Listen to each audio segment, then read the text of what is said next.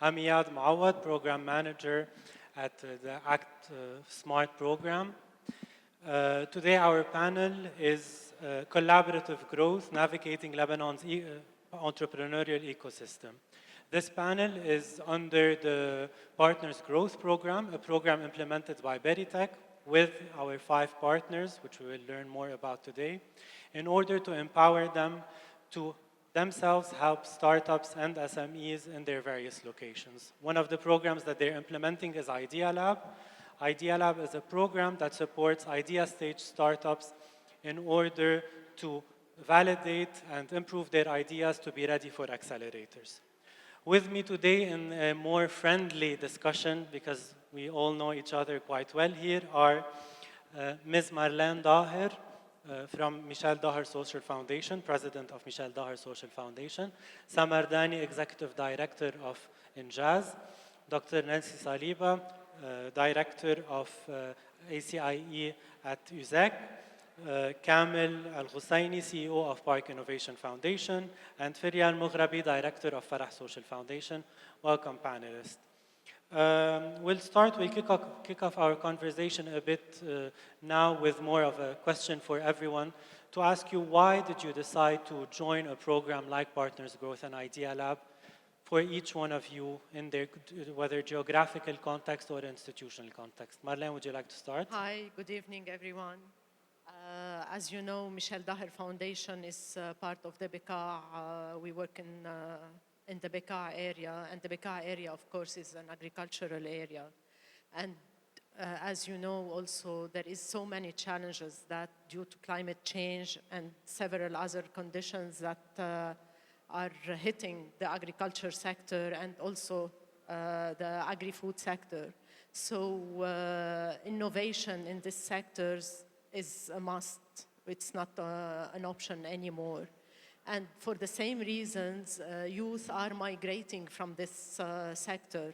So bringing them back to look at the challenges that these sectors are facing as opportunities for them to be rooted in their communities and to find solutions to these challenges that provides them with decent life is one of our main mission. Mm-hmm. That's why we found ourselves in this program, and hopefully we are bringing this to the Bekaa community, this opportunity to the youth also. You are, definitely. Samar? We've been working, and one of the sectors we are interested in, we work with in INJAZ, is entrepreneurship in general, but we focus on green entrepreneurship also and agriculture. But most of the programs or the initiatives in agriculture were very low, like standard money. So the idea of introducing tech into agriculture and agri-food tech was great. And it really served our mission and our aim to promote agriculture with youth in Lebanon, and a different understanding of agriculture than what everyone mostly thinks. We've always worked with Berytech informally, but we never had like a solid a program we were doing with them. So it was a great opportunity also to do that. And geographically, in the north, we operate all over, but we're also very strong in the north. So altogether, it was a great program for us, and we're very happy with it. Great. Nancy? Thank you, Iyad. Thank you, Berytech, for having me today. Actually, when we collaborate, the impact is greater, right?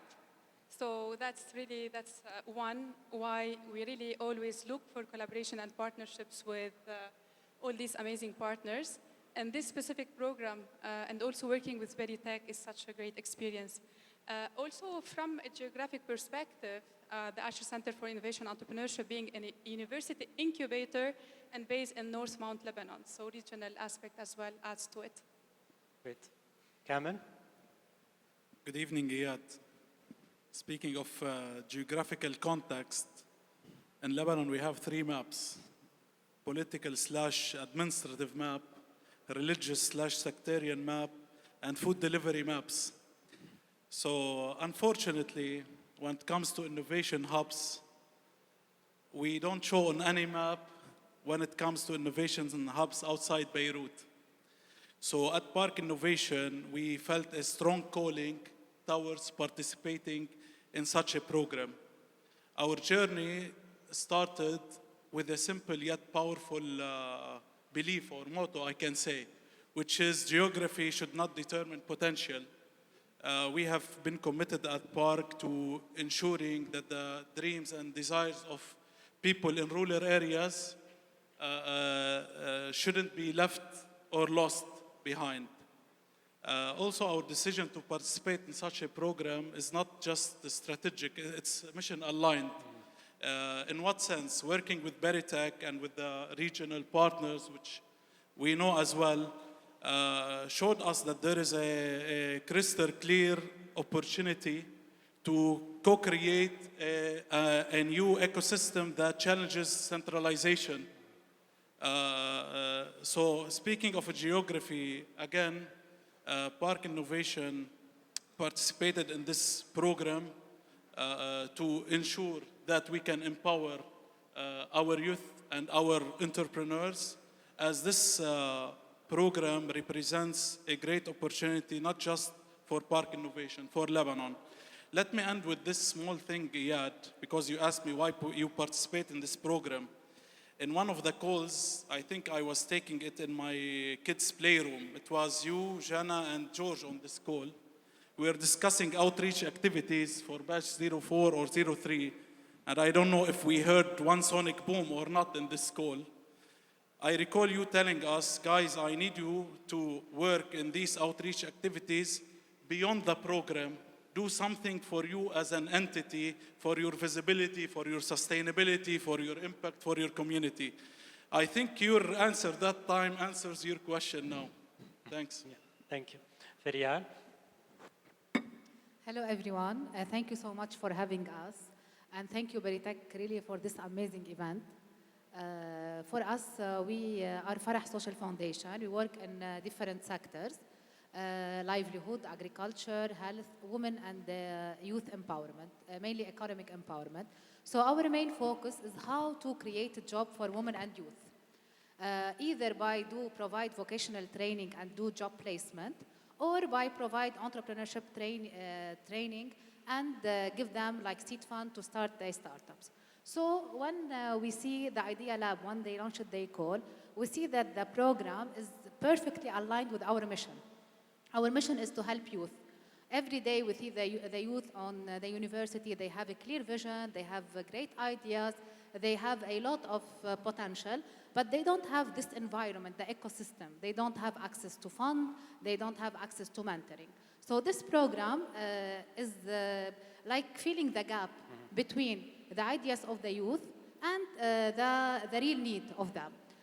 In this program, we will talk after about it. We can provide them with all their needs. This gap can fill it out. So it's very important for us to be in this program to help our youth to create their startups and to create for them sustainable jobs. Thank you. Thank you, that's very interesting. I think now every one of you kind of mentioned either a geographical context or an institutional context on why would it be interesting to participate in, let's say, accelerators and incubators. I'll start a bit more about the collaborative approach, the partnership. So if we start, for example, with you, Kamel, why are partnerships important, specifically in this sector?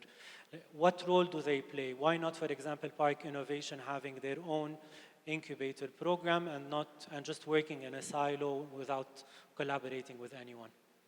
Okay, thank you again for your question, Iyad.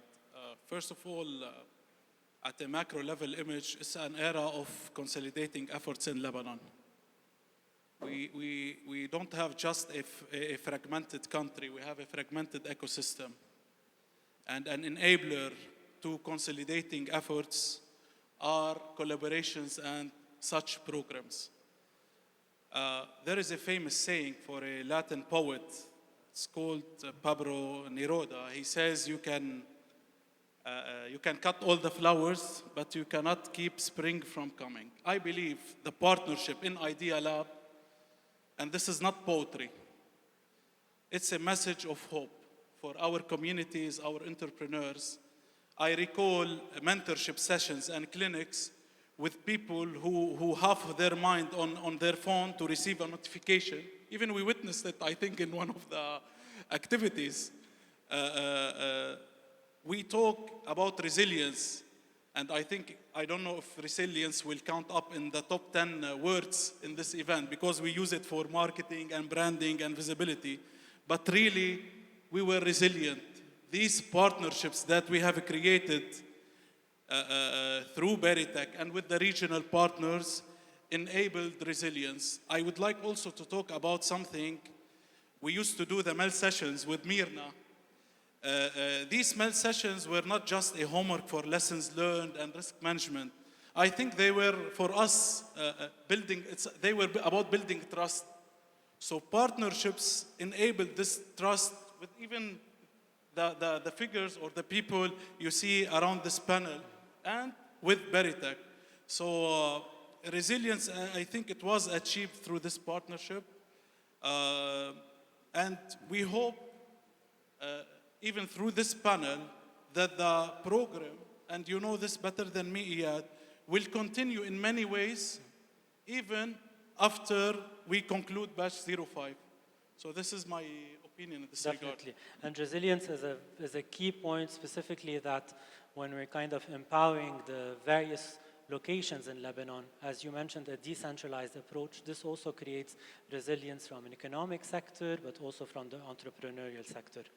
Starting a bit from the entrepreneurial journey, most of our programs start at universities. So Nancy, with you, considering you are in a university incubator, you work within a context of university, how are you contributing to this ecosystem? What is the role that you are primarily working in that ecosystem? Thank you for this question. Actually, yes, universities have, in general, a structured approach. So in terms of starting with motivating students to the community, how do we do? So it's mainly building the mindset, spreading a culture, bringing speakers, organizing workshops, talks, ideation programs to bring people together, like to socialize, get to know each other, to see, like we can give them challenges to start somewhere, to understand that these challenges come from really a need in the market, and you can work on these ideas together. So starting by building the mindset with ideation, validation sprints, and this is what we are doing, concluding with Idea Lab, to really identify a need in the market, but being able to validate it and produce a prototype. And the universities here play a very important role in access to labs, to do the prototyping. And then we have also all the resources from researchers, experts, trainers, and we have the infrastructure so we can motivate these students. And here I would like to add to the youth element, which is really very important. We build it when we're young, and then even if they don't become entrepreneurs, they will have the skills and the knowledge to be more employable in the market.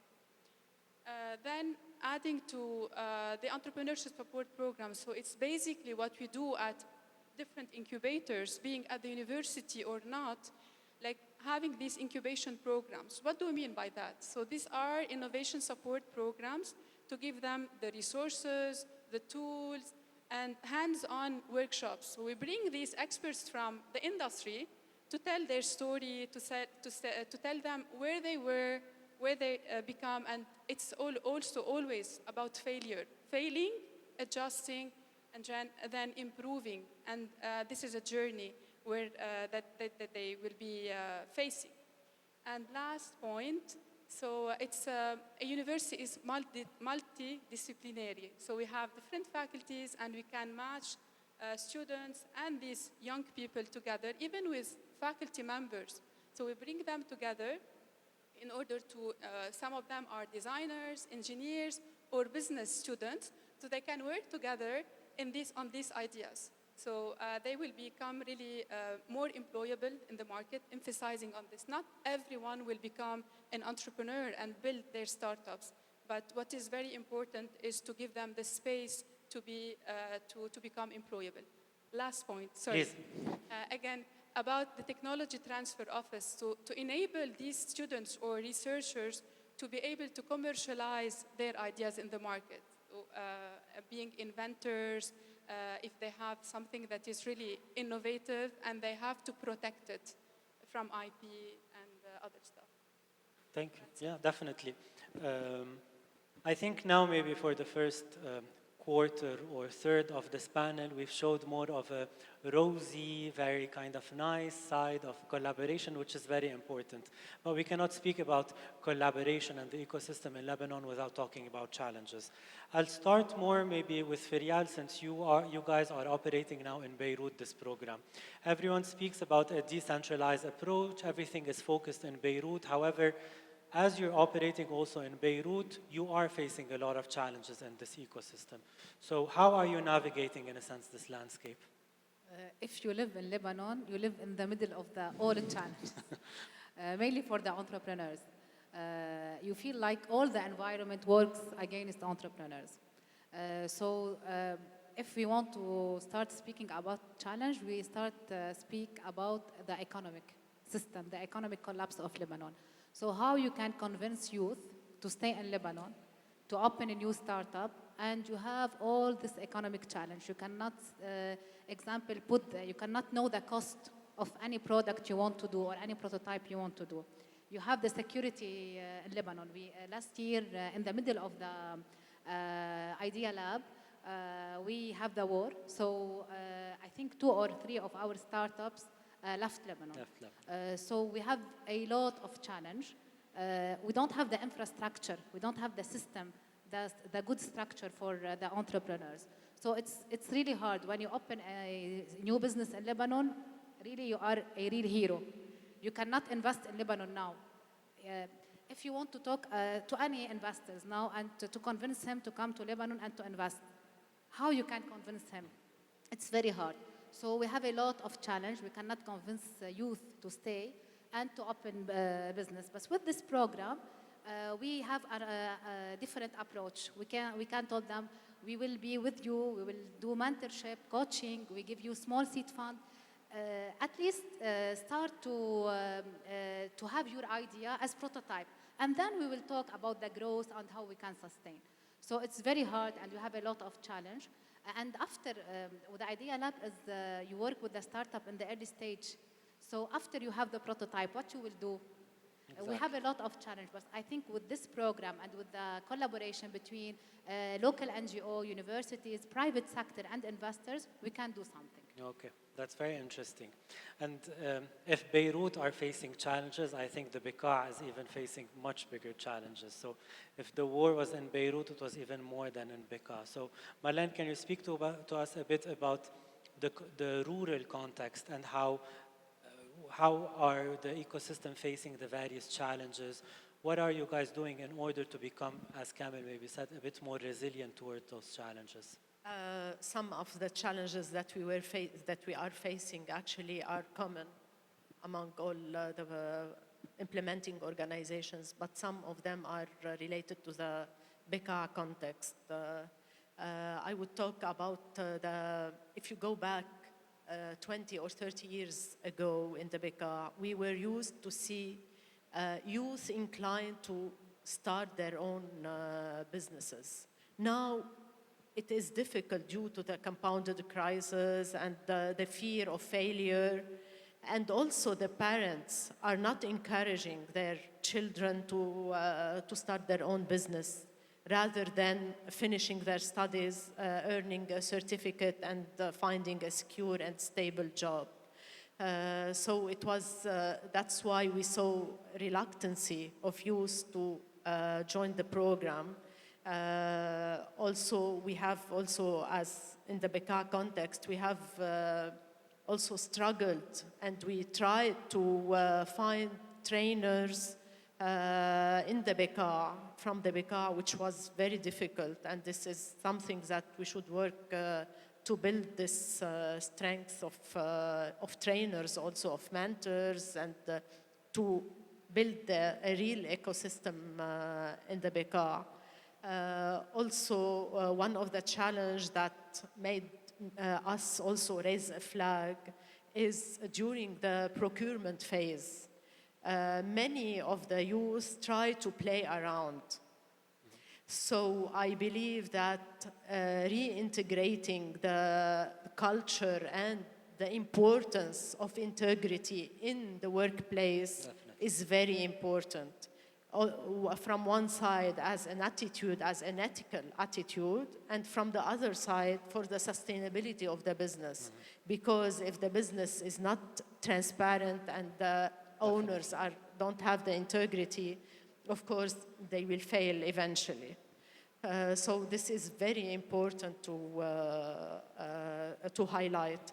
Also, I will talk about one more problem is that when we first started, all the joiners, they have in mind that tech means app. Okay. So many, we see that they come, they have an app, that ready to use app or an idea of an app. And this is what we started to shift their minds, to introduce them to the low tech, to the AI. We strengthened our tech academy at the Daher Foundation, and we started linking the students and the graduates of the tech academy to those who are working in the agriculture and the clean tech and the clean sector.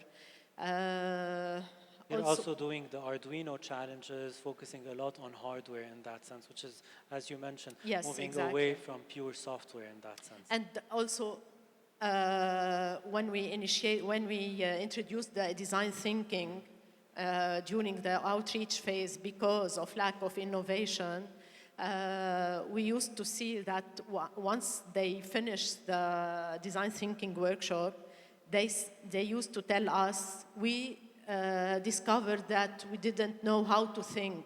So the curriculum, the education system lacks this in Lebanon. And this is also, there is so many lessons. I don't know if we together we can work on this, or we should have a national strategy so to guide the education system and to build the integrity in the mindset and in the culture of the youth also. Definitely, because as you mentioned, this goes beyond just having your own business. It goes into the culture of a country as a whole. Exactly.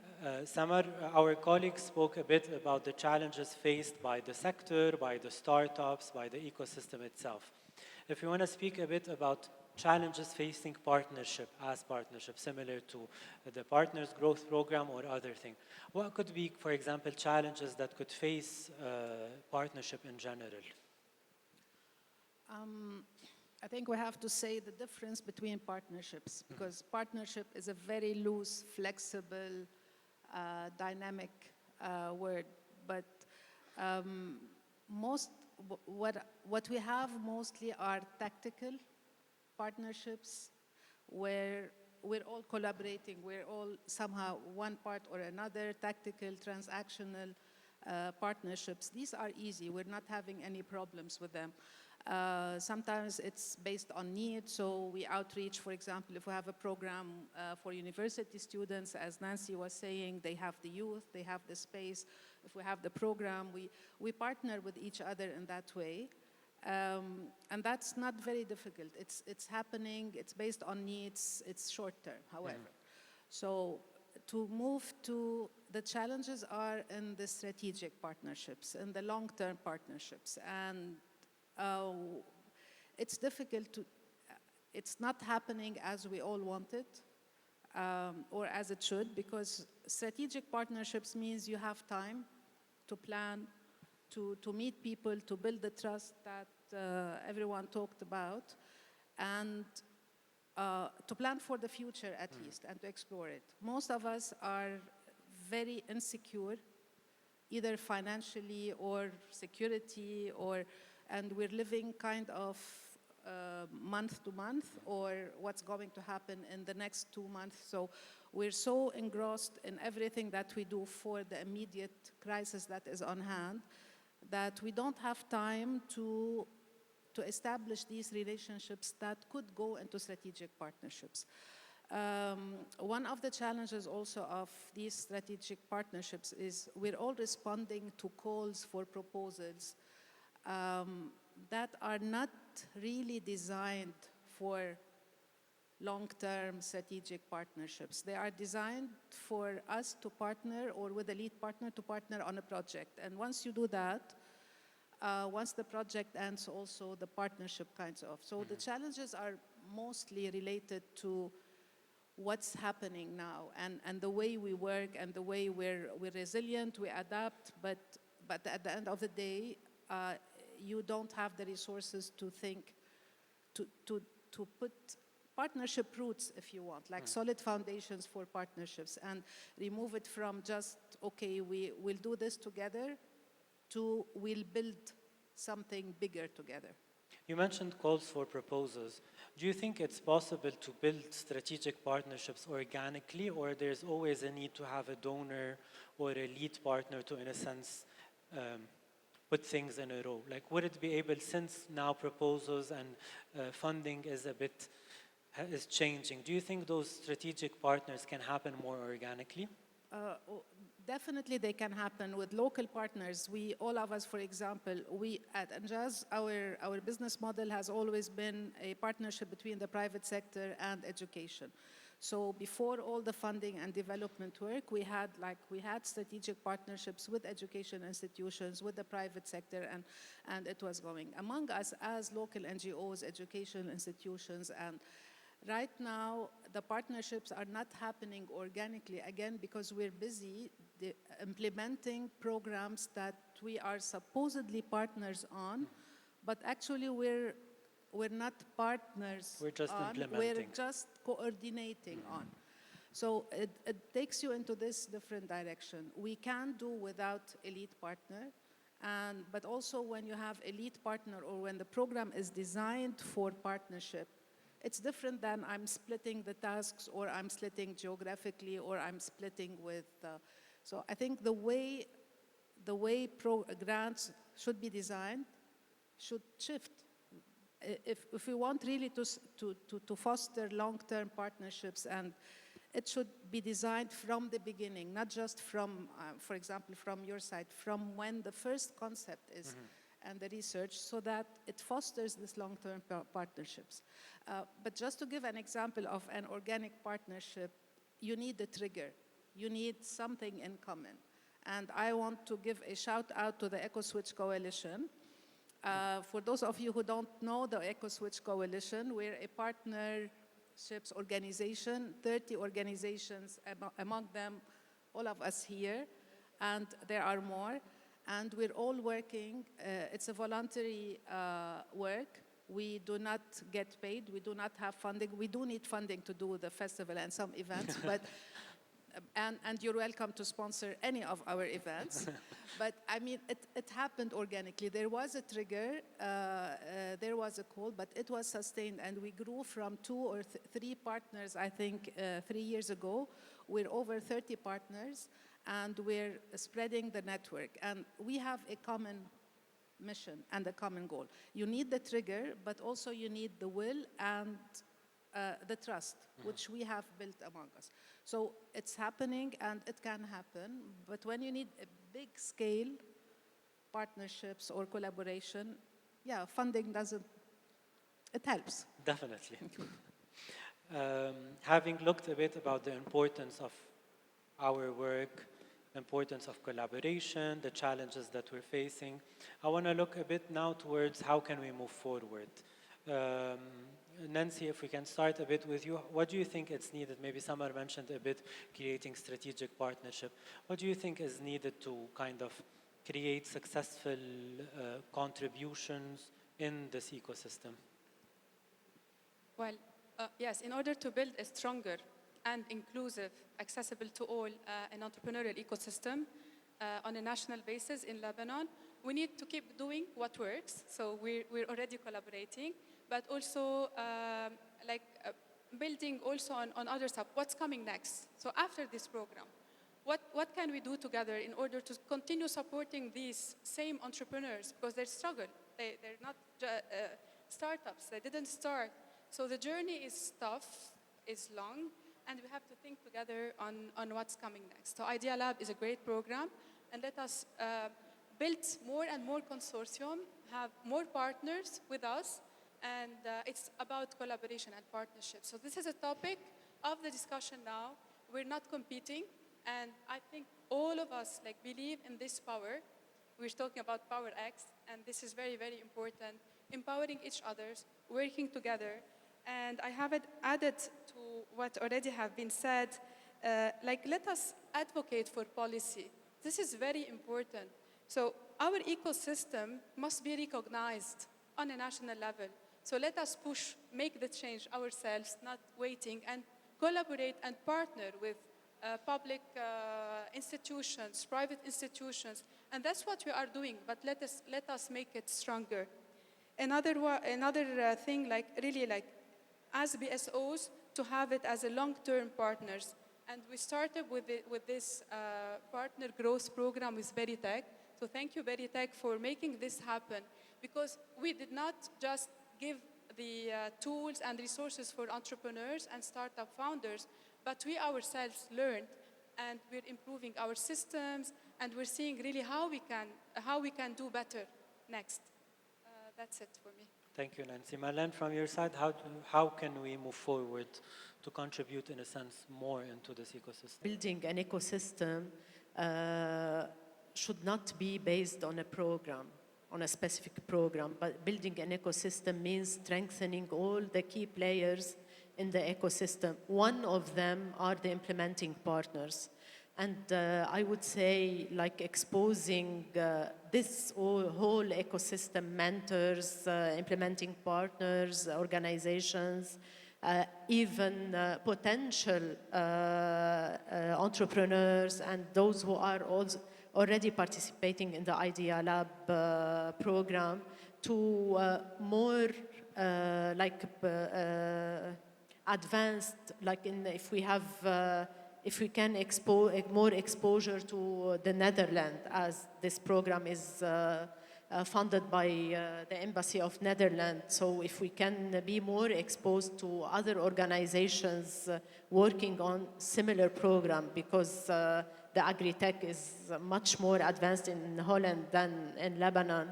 And also building a pool of mentors, one mentor from maybe from the north, mentoring someone from the Bekaa through maybe offline, online. This mingle would strengthen and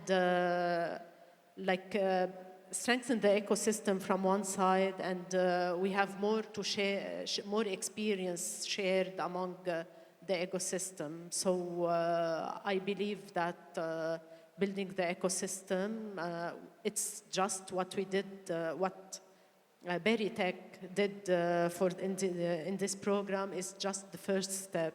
But there is so many other steps if we want to strengthen this partnership and build a real ecosystem. Definitely. Thank you. Kamel, as Marleine just mentioned, is that there's a big importance in this exchange of expertise, whether locally or internationally. How do you think we can keep growing, whether this partnership or other partnerships in Lebanon? Okay, Iyad. Again, as mentioned by my colleagues, we are operating under project-based collaboration. So we are all seeking towards an ecosystem integrated approach, let me call it. I have 3 ideas to spell out, which mentioned by them. First of all, this to shift to an eco-based integration, it requires efforts across and beyond.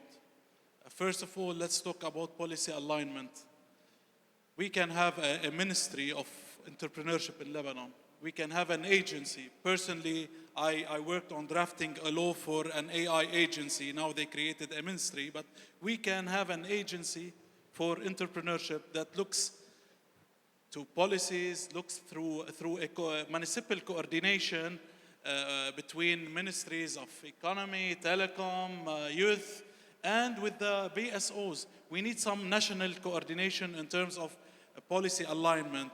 somebody needs to have big shoulders to lift this effort with Berytech and the ecosystem partners. There are many things to be done in terms of laws, the corporate law, IP law, many things that are required to support our youth to stay in Lebanon. So policy alignment is very important. Second thing, we have a great experience, as mentioned. We have built trust between us through Idea Lab, but also we have good initiatives, as Samar mentioned, the initiative of CWAS. It's good to highlight these initiatives and try to build partnerships around initiatives that are not related to projects and funding. So sharing data and knowledge between partners in the ecosystem is important. And the third thing, I don't know if it works or not, but donors need to be approached in order to promote funding mechanisms that ensures collaboration. Unlike the consortium style, where you take a project, okay, I need this NGO, so I build a puzzle. The donors should focus on funding mechanisms that ensure collaboration, such as Idea Lab. So I think these three ideas are manageable. I know working with the government in Lebanon is a big issue. It's not manageable, unpredictable and unmanageable. But working with the ecosystem, I think it can be fruitful. Definitely. I think you echo a bit what Samar mentioned in terms of if partnership was already on the table from the design stage, in a sense, before we design and we start to plan and then we divide who needs to do what, if from the beginning we are approaching it from a collaborative, cooperative approach. Now with the government, I think a more successful model in Lebanon has been that let the private sector do it. If it's successful, then show it to the government. Hopefully, maybe this will change soon.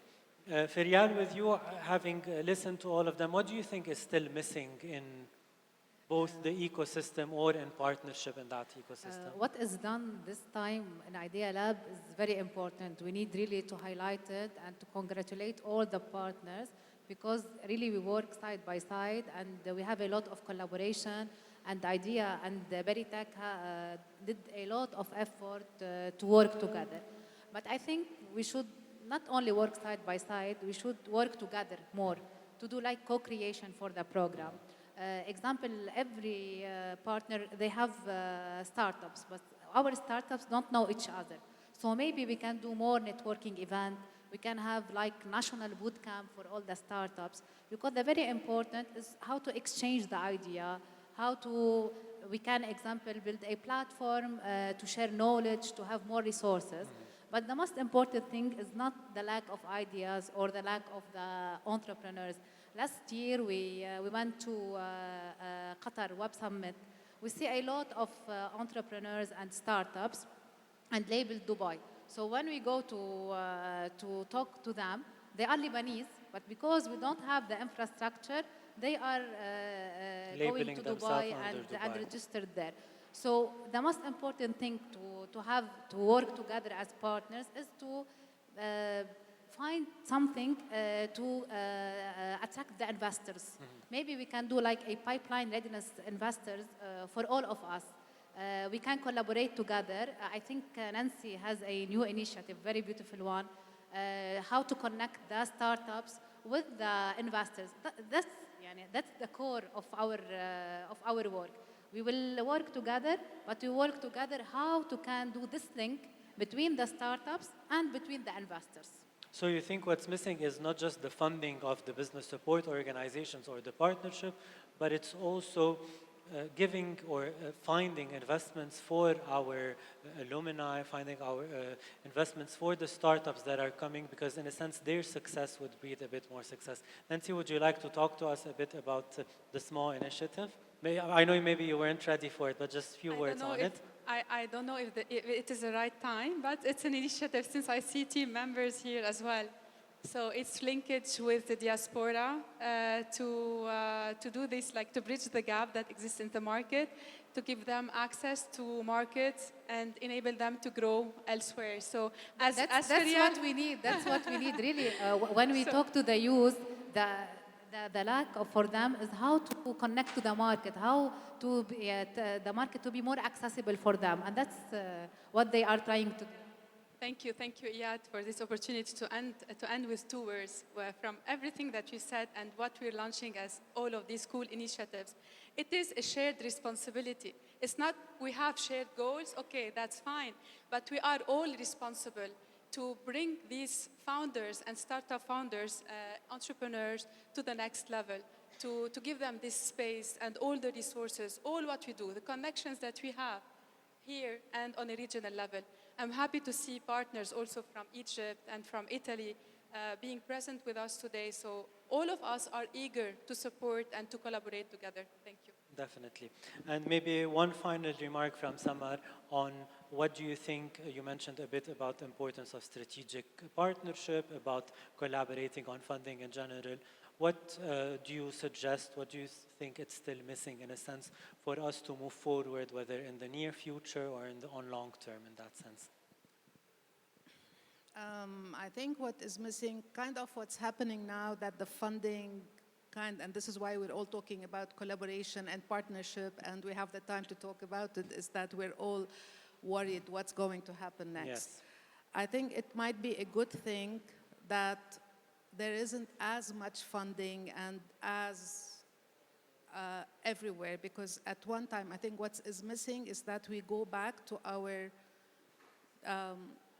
normal and usual structure. So what happened with, like, there was lots of funding and everybody wanted to become a startup. Everyone wanted to become an entrepreneur, even sitting on a couch somewhere, and they would call themselves a startup. Numbers. So I think it's time with this opportunity to restructure, rethink, and everyone should know, each organization, institution, where they stand in this ecosystem. I should not jump. For example, at INJAZ, we work with a very young age from students. So we consider ourselves in the education, the entrepreneurial mindset and the education. They don't need to have a startup. And this is where we should be and continuing, and also at university and the education. If we all think back to what our mission is and what gap we want to fill in this ecosystem, and not just follow the funding that comes now for green, now for employability. I think organically and naturally it will foster, it will help us to build stronger partnerships, because we're not going all to the direction of where the money is. We're going to also have to, because maybe funding is becoming less and less, we're going to have to choose maybe the best of the best to kind of support them. Yes, we should be not doing partnering because we're doing the same thing. We should be partnering because we complement our resources, our knowledge, we add more value together, much more than just us being alone. Definitely. And this is a good opportunity now to Marleine, you do wanted that. to say something? I just want to recall what Rami said earlier today. When we align our strengths, ecosystems thrive. Definitely. And I think whether today's conversation, our program, and all our collaboration really speaks a lot about this alignment, and also, as Samar mentioned, this complementarity between all of us. So thank you, partners, again for this wonderful conversation, for collaborating with us. Hopefully we're going to keep working together, minimum in the near future, but hopefully also for the long future.